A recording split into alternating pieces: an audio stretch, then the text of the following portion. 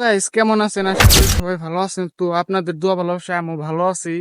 ভালো আছেন তো? আপনাদের দোয়া ভালোবাসায় আমিও ভালো আছি। তো গাইস আমি কয়দিন ধরে গাইস ভিডিও বানাইতেছি। তো গাইস আমাদের বন্ধুরা গাইস এত সমালোচনা করতেছে গাইস।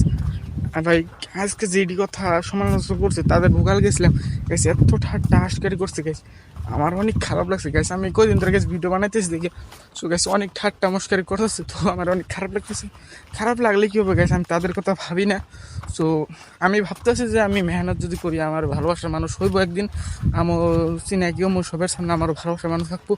আর এখন হয়তো 10টা 5টা 20টা এই আইতেছে, ভিউস আইতেছে, তো গেছে আমি ওটা নিয়ে ভাবি না। আমি ভাবি যে প্রথমটায় 5টা এলো 10টা এলো, তো আরেকটা কোন সময় ভুরুত করে গেছে 100টা চলে যায়। আমি এই লাইনের ভিডিও বানাইছি, ওইটাই 5টা ভিউজগুলো, ওইটাই 10টা ভিউজগুলো।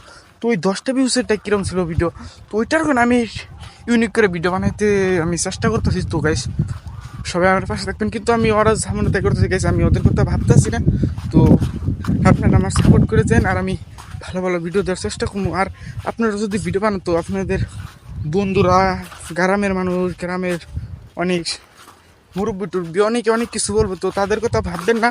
আপনি আমার যে আপনি মানে যেই যা লাইনে আপনি করবার চান, তো সেই লাইনে আপনি যাইতে থাকেন, মেহনত করতে থাকেন। তো আপনি একদিনকে ইনশাল্লাহ বড় একটা কিছু হয়ে হারবেন, আর কিছু একটা করে হারবেন।